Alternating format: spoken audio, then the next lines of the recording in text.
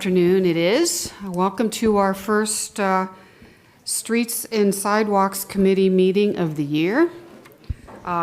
This should be a relatively short meeting. We have one item on the agenda. And Katie, do you have to take roll? Kathy. No? Or I'm sorry, Katie. Oops. Kathy, I'm sorry. Okay. So what's on our agenda today is I submitted a request for council action. And the reason for the request for council action is because we need a flashing sign, safety sign, on the corner of Ashwood Lane and Reagan Parkway. It is a crosswalk for a lot of the students who are walking from home to Northrop School there on Reagan Parkway. I drive by there quite a bit as I go through town and whatever. And so so I have seen a lot of students walking down the street to go to the elementary school. And in my RCA, I did have a little bit of an error, and Councilman Shields gave me some additional insight, so I will share that with you. And I will read, for those of you who did not get a notification of this RCA, here's what I wrote. Many students who attend Northrop Elementary School on Reagan Parkway have to cross the street at Ashwood Lane while walking to school. There is no crossing guard at this intersection. That's where I made the mistake. I was informed that there actually is a crossing guard there during school hours to help the students cross the street, but only during school hours, okay? But the drivers are not always paying attention to the school signs on the road, which makes the crossing the road to get to the school dangerous for the students and their parents. And to help alleviate this potential danger, I'm asking City Council and the administration to install solar flashing signs at this intersection. And the signs that I am looking for are the same flashing solar signs that are on the square, where when one wants to cross the street in the square, they push the button on the post, and then the signs will flash. Thus, the drivers will see it, and then they will stop, and then the pedestrian can cross the street. So that is what I am looking for. Back in 2010, and thank you to Patrick Patton for providing this information, they did do a study in regards to the pedestrian crossing. So Patrick, do you want to talk about that for a moment, please? Sure. We looked at the same issue back in 2010 and actually had a consultant put a study together, and it was pretty much recommended that we do that back then. We never really got a swell of support for it, and that's why they haven't been there. I think the idea that the school crossing guard was there kind of alleviated people's concerns, but I would recommend moving forward with it. Okay. I've had members of the community ask me about that. I know Councilman Simpson has as well, because people are concerned that drivers are not slowing down, they're not paying attention when they drive down Reagan Parkway, and certainly we don't want to have any injuries due to drivers not paying attention. Do either one of you have a comment about this? Thank you, Ms. Hare. It's my neighborhood. I drive past there 2-3 times a day easily. I can see where non-school hours this could be beneficial too, especially for the people who live in the apartments and they want to avail themselves to the Reagan Park, or getting across the street to go up to do some shopping and the like. I think it's a good thing. It's not just for school children, but for everybody. Thank you.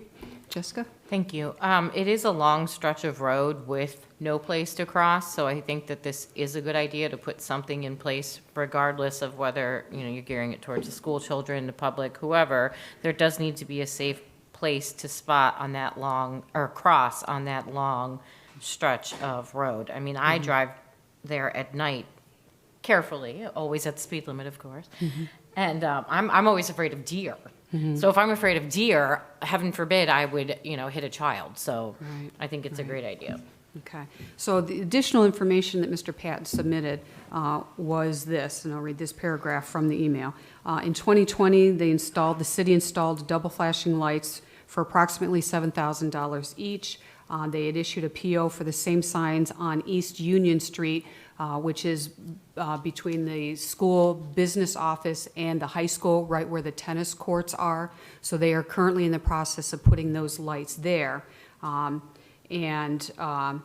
The cost was a little bit less at $6,600 each, but asking for what the potential cost would be for those signs there at Ashwood Lane and Reagan Parkway. We're estimating it would be about $15,000 for that location. And then also in conversation with Mr. Patton, there's also an idea of putting a crosswalk, or these same signs at AI Route there on West Sturbridge, because there's also a lot of kids walking in that neighborhood to cross West Sturbridge to get to AI Route. So currently, though, this RCA is to put the solar signs at Ashwood Lane and Reagan Parkway. I do see some people who are here today about this issue. Would any of you care to make a comment about the crosswalks in favor or against? There's a podium back there if you want to use that, Do you want to hand him maybe your microphone? or one of those microphones there by Nino, right here. You've done a great job summarizing.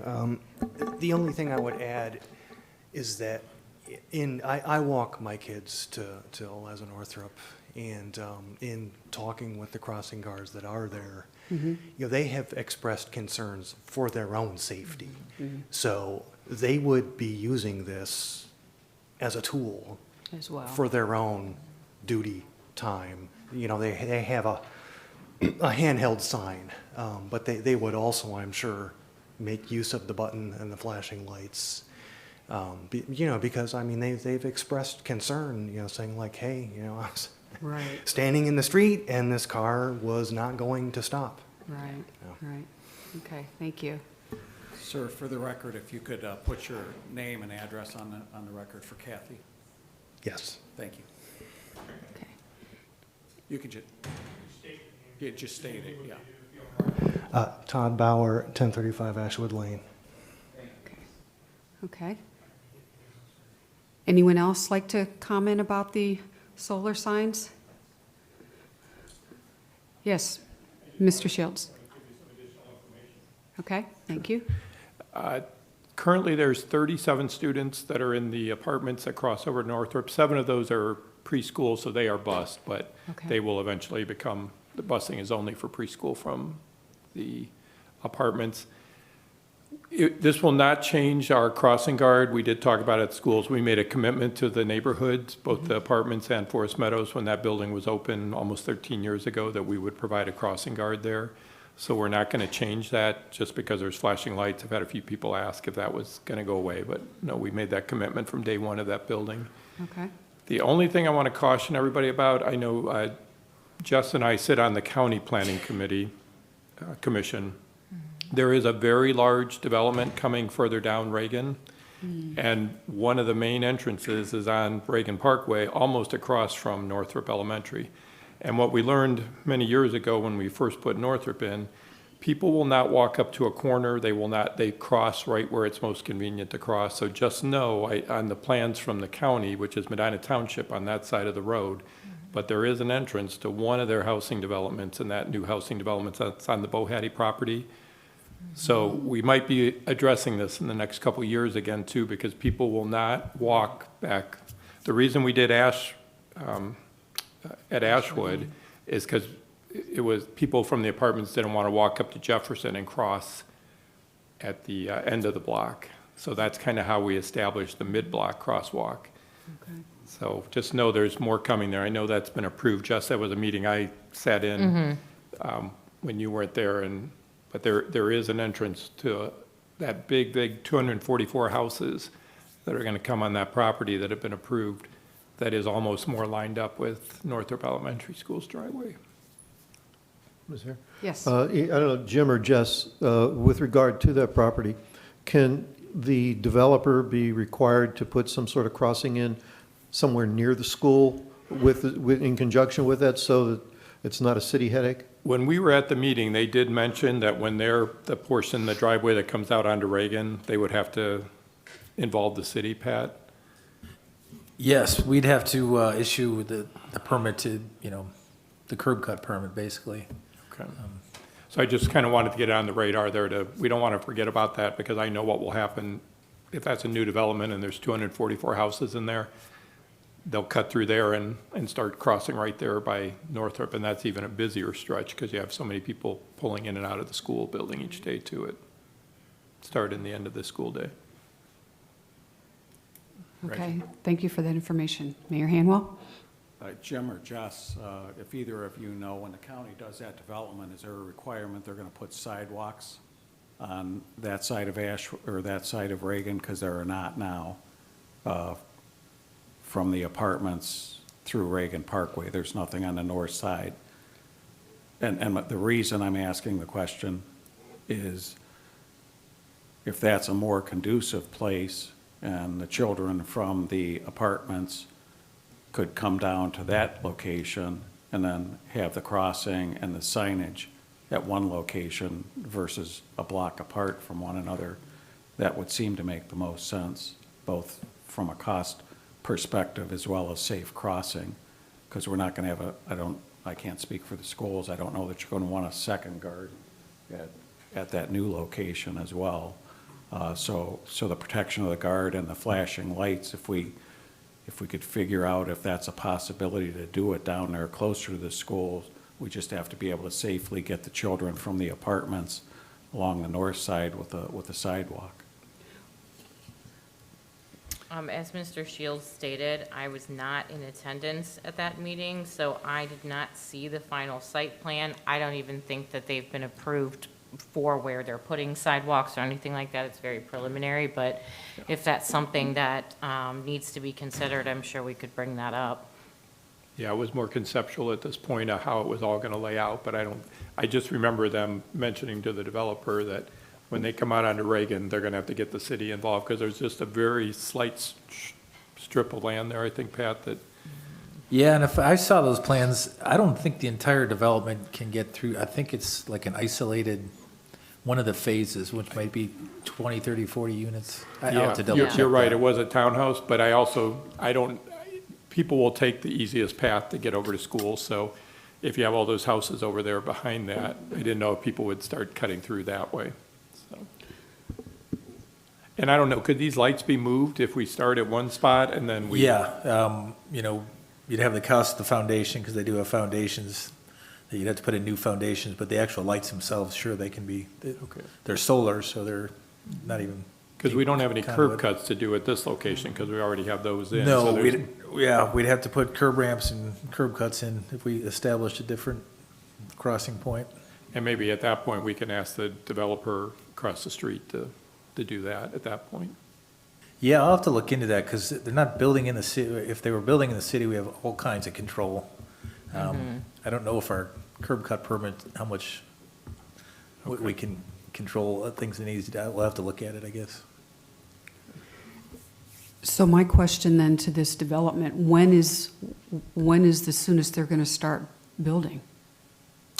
They've got approval now, so, I mean, I So, guess but it's all we're look- depending on the market and which phase. It is several Yeah. phases, but Okay, it so was we- 244 homes that were. It's down going to be the a road while. a little It's bit, going to be a yeah. while. So Yeah. this is something that we can do in the immediate future versus waiting to see what all of that is going to develop into. Yes, I just didn't want people to remember this as we get further down there, that I have a feeling there'll be kids who will cross down closer from that development too.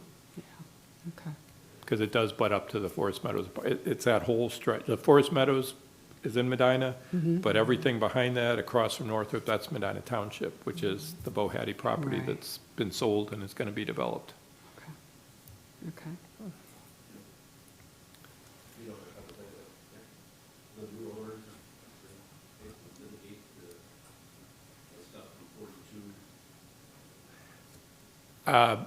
We have not, they just left that front part of the fort, you talking about the commercial part of things, or?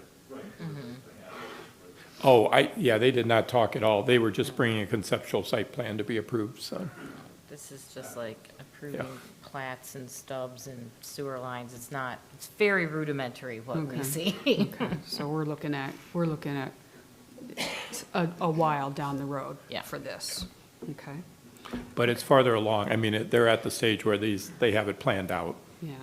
They had all the development planned out. I would not let that prevent you from putting Right. this in place, Right. but just be aware that, you know, It's like down anything the road. else, we might have to relocate it, we might have to change the plan, but I don't think it's anything that would concern what you're doing right now.